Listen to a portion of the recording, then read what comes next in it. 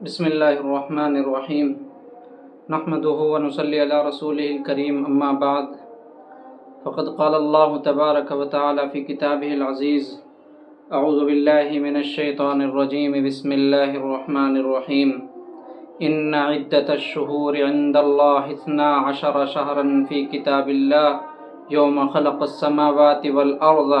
منها 4 حرم صدق اللہ العظیم۔ محترم اور معزز تمام ہی ہمارے ناظرین، آپ تمام کو معلوم ہے کہ جیسا کہ اس وقت محرم الحرام کا یہ مہینہ چل رہا ہے، اس مہینے کے متعلق احادیث میں خود اس مہینے کی فضیلت، پھر اس مہینے میں روزے کی فضیلت، اور پھر اس مہینے میں کی جو 10 تاریخ ہے جس کو یوم عاشوراء کہا جاتا ہے، اس کے روزے کی فضیلت، اور اس پورے مہینے میں عبادت کی فضیلت، یہ تمام چیزیں ہمیں احادیث سے بخوبی معلوم ہوتی ہیں۔ ساتھ ہی ساتھ ہم اس ویڈیو میں آپ کے سامنے یہ بات بھی کرنا چاہتے ہیں کہ اس مہینے کو کس طرح سے غلط رسومات اور بدعات کا ایک منبع بنا دیا گیا ہے۔ سب سے پہلی بات، اللہ تبارک و تعالیٰ نے قرآن کریم میں فرمایا ہے، ان عدت الشہور عند اللہ 12 شہرا فی کتاب اللہ یوم خلق السماوات والارض منها 4 حرم۔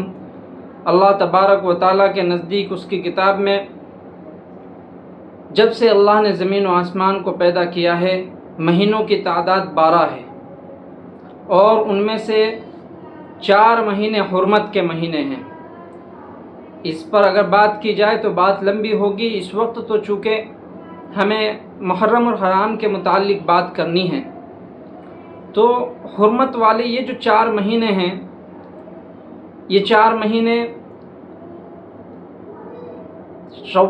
شوال کے بعد میں ذی الحجہ، ذی قعدہ، اور یہ محرم کا مہینہ، اور ایک رجب کا مہینہ، یہ 4 مہینے جو ہیں حرمت والے مہینے کہلاتے ہیں، جن کو قرآن کریم نے حرمت والے مہینے کہا ہے۔ اور حرمت کا مطلب یعنی قابل تعظیم، عظمت والے ہیں، ان میں عبادتوں کا ثواب بڑھ جاتا ہے، اللہ تبارک و تعالیٰ کی طرف سے انعام عبادتوں کا بڑھا چڑھا کر کے عطا کیا جاتا ہے، جیسا کہ رمضان المبارک میں بھی اللہ تبارک و تعالیٰ کا یہ سنت اور طریقہ ہے۔ چنانچہ اس مہینے کی فضیلت میں امام نسائی کی ایک روایت ہے، حضرت ابو ذر رضی اللہ تعالیٰ عنہ سے مروی ہے، نبی کریم صلی اللہ علیہ وسلم سے سوال کیا گیا، یا رسول اللہ، کون سا رات کا حصہ بہتر ہے عبادت کے لیے، اور مہینوں میں سب سے افضل مہینہ کون سا ہے؟ تو حضور صلی اللہ علیہ وسلم نے اس کا جواب دیا کہ رات میں جو عبادت کا حصہ افضل ہے وہ درمیانی رات کا جوفہو، رات کا حصہ، درمیانی رات کا حصہ جو ہے وہ بہترین ہے، اور مہینوں میں سب سے بہترین جو ہے وہ ماہ محرم الحرام ہے۔ اس کی وجہ ہے چونکہ حضرت عائشہ رضی اللہ تعالیٰ عنہ کی ایک روایت ہے جس میں وہ فرماتی ہیں کہ حضور صلی اللہ علیہ وسلم پہلے عاشوراء کا روزہ رکھنے کا حکم دیتے تھے، لیکن جب محرم الحرام، جب رمضان المبارک کے روزے فرض ہوئے تو حضور صلی اللہ علیہ وسلم نے جو ہے رمضان کے روزے فرض آپ کے ذریعے سے ہو گئے، تو اس کے بعد میں یہ حکم ہو گیا کہ جو چاہے روزہ رکھے اور جو چاہے افطار کرے، یعنی روزہ نہ رکھے۔ من شاء صام ومن شاء افطر، جو چاہے روزہ رکھے اور جو چاہے افطار کرے۔ تو اس طرح سے ان حدیثوں سے اس مہینے کی جو ہے فضیلت بھی معلوم ہوتی ہے، اور پھر یوم عاشوراء کی بھی فضیلت معلوم ہوتی ہے۔ حضور صلی اللہ علیہ وسلم سے اسی بارے میں بھی معلوم کیا گیا، تو آپ نے فرمایا کہ اس دن کا روزہ یعنی یوم عاشوراء کا 10 محرم کا روزہ رکھنا، یہ 1 سال کے گناہوں کا کفارہ ہے، گزشتہ 1 سال کے گناہوں کا کفارہ ہے۔ اس طرح یہ چیز ہمارے لیے باعث فخر بھی ہے اور ہمارے لیے یہ ایک سیزن کا طور پر ہم اس کو استعمال کر سکتے ہیں کہ جس طرح کسی بھی کام کا کوئی سیزن آتا ہے تو جو کام کرنے والے ہوتے ہیں وہ تمام تر مشغولیات کو چھوڑ کر کے اپنے کمائی میں، اپنے پاس میں مال و دھن جمع کرنے کے لیے لگ جاتے ہیں اور تمام تر اس کے علاوہ جو کام ہیں ان کو چھوڑ دیتے ہیں۔ اسی لیے ہمارے لیے بھی یہ چیز ضروری ہے کہ ہم ان موقعوں سے فائدہ اٹھائیں، چونکہ جن ایام میں اور جن موقعوں پر حضور صلی اللہ علیہ وسلم اور اسلام کی طرف سے ہمیں یہ چیز ملتی ہو کہ ہمیں تھوڑی عبادت کا زیادہ ثواب مل رہا ہو، تو بتائیے کون اس کے لیے تیار نہیں ہوگا، اور کون اپنے نامہ اعمال میں، کون اپنے بینک بیلنس میں اس چیز کو اور نیکیوں کو جمع کرنے کے لیے تیار نہیں ہوگا۔ یہ اس مہینے کی فضیلت ہے۔ اس مہینے میں پھر ماہ محرم الحرام میں پھر 10 تاریخ یعنی محرم کی 10 تاریخ جس کو ہم عاشورہ کہتے ہیں اس کی فضیلت ہے۔ اس لیے تمام مسلمانوں کو چاہیے کہ 10 محرم الحرام کا یہ جو اس مرتبہ ہے، کل جمعہ ہے، اس کا جو ہے اس وقت میں اس کا روزہ رکھنا چاہیے تاکہ ہم وہ جو فضیلتیں ہیں وہ ہمیں حاصل ہوں۔ پھر اس کے بعد میں ہمارے سامنے یہ باتیں آتی ہیں کہ اس مہینے میں ہمیں کیا کرنا چاہیے، کیا نہیں کرنا چاہیے۔ ایک حدیث میں ہے وسعت رزق کے سلسلے میں، پھر اسی دن کے بارے میں، معاف کیجئے تھوڑی سی بات پہلے اسی جو ہے یوم عاشورہ کے بارے میں ایک بات رہ گئی، وہ یہ ہے کہ حضور صلی اللہ علیہ وسلم سے ایک روایت مروی ہے، اس میں یہ ہے کہ حضور نے فرمایا کہ یعنی حدیث کا مفہوم یہ ہے کہ اس دن میں جو اپنے اہل و عیال پر جو ہے رزق میں وسعت کرے، اس کے پورے سال جو ہے کھانے میں برکت رہتی ہے، رزق میں برکت رہتی ہے۔ اس لیے ہمیں چاہیے کہ ہم اس دن میں اپنے گھر والوں پر جو ہمارے جو ہے تحت ہمارے بیوی بچے ہیں، ماں باپ ہیں، ہم عام دنوں کے مقابلے میں اس دن میں ان کے لیے اگر روزہ رکھا ہوا ہے تو شام کے وقت میں بہترین سا اچھا سا کھانے کا انتظام کریں عام دن کے مقابلے میں، اور نیت یہ ہو کہ اللہ تبارک و تعالیٰ جو ہے ہمارے جو ہے رزق میں پورے سال برکت کرے۔ اور اس پر بہت سارے لوگوں کا معمول ہے، دارالعلوم دیوبند کا بھی اس پر عمل ہے۔ دارالعلوم کا جو ہے 10 محرم جب بھی آتا ہے تو دارالعلوم کی طرف سے عام دنوں کے مقابلے میں اس دن میں طلباء کے لیے اچھا کھانے کا اور بھی انتظام کیا جاتا ہے، اگرچہ پورے سال بہتر رہتا ہے لیکن اس دن میں عام دنوں کے مقابلے میں اور بھی اچھا دارالعلوم جو ہے انتظام کرتا ہے، تو اس کا ہمیں اہتمام کرنا چاہیے۔ اور اب جو ہے آخری بات وہ یہ ہے کہ اس مہینے میں جو ہے کیا کیا واقعات پیش آئے ہیں، ہمیں یہ بات دھیان رکھنی چاہیے۔ اسی مہینے میں اور اس دن میں 10 تاریخ میں حضرت آدم علیہ السلام کی پیدائش ہوئی ہے۔ حضرت نوح علیہ السلام کی کشتی طوفان کے بعد میں جو جودی پہاڑ پر ٹھہری تھی وہ بھی اسی 10 تاریخ کو ٹھہری ہے۔ موسیٰ علیہ السلام اور ان کی قوم نے جو فرعون سے نجات پائی وہ بھی اسی 10 تاریخ کو نجات پائی، اور حضرت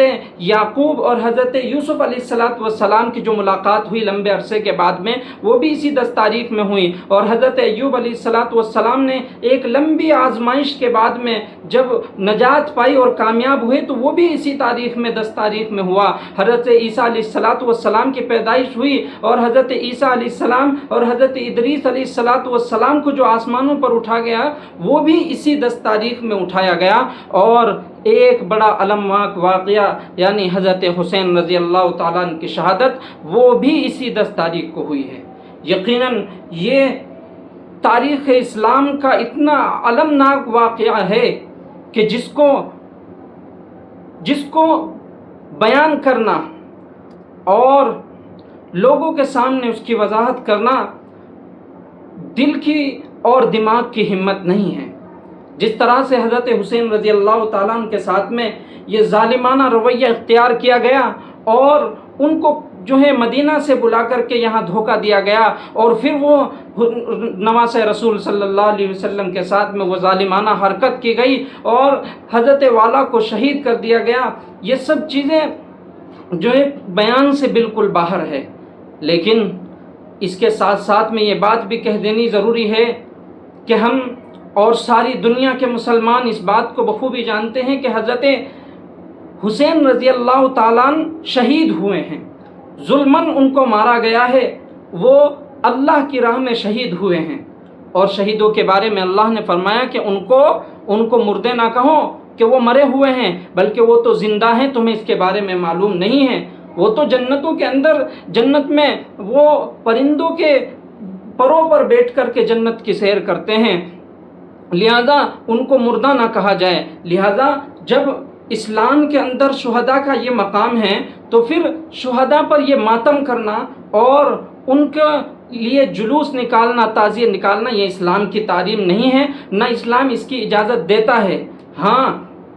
یقینی طور پر یہ ایک بڑا المناک واقعہ تھا۔ آپ دیکھیے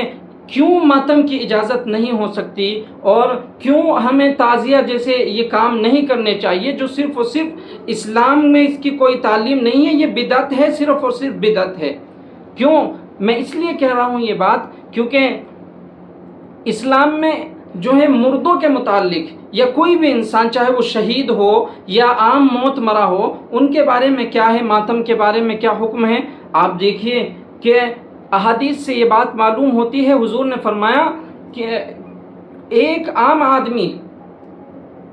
جس کا کوئی بھی متعلق مر جائے تو 3 دن سے زیادہ اس کے لیے سوگ نہیں ہے، 3 دن سے زیادہ سوگ نہیں ہے، سوائے عورت کے جس کا شوہر انتقال کر گیا ہو تو اس کے لیے جو سوگ کا حکم ہے، وہ جو اس کی عدت ہے وہ 4 مہینے 10 دن، وہی اس کا سوگ ہے۔ اس لیے اسلام میں کسی بھی سوگ کی جو مدت ہے وہ زیادہ سے زیادہ 3 دن اور بیوی کے لیے 4 مہینے 10 دن ہے، اس کے علاوہ سوگ کی اتنا لمبا مدت نہیں ہو سکتی، اس لیے ماتم کی کوئی اجازت نہیں دی جا سکتی اور کسی بھی طرح کا جو ہے بدعات کی اجازت نہیں دی جا سکتی۔ ہمیں چاہیے کہ اس مہینے میں روزوں کے جو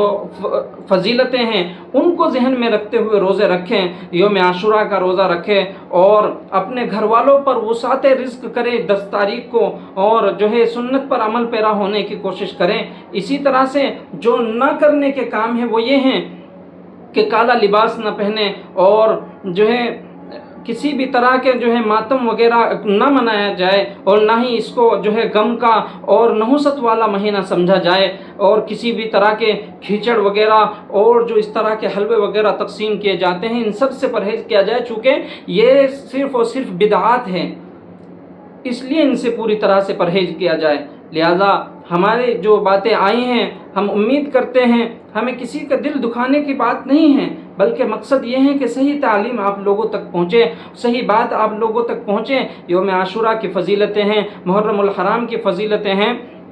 اور اس دن میں کیا کرنا ہے کیا نہیں کرنا ہے، یہ سب باتیں آپ تمام کے سامنے آ گئی ہیں۔ بس اسی چند باتوں پر ہم اپنی بات کو ختم کرتے ہیں۔ اللہ تبارک و تعالی ہم تمام کو صحیح بات کہنے اور سننے کی توفیق مرحمت فرمائے اور عمل کی بھی توفیق مرحمت فرمائے۔ وآخر دعوانا الحمدللہ رب العالمین۔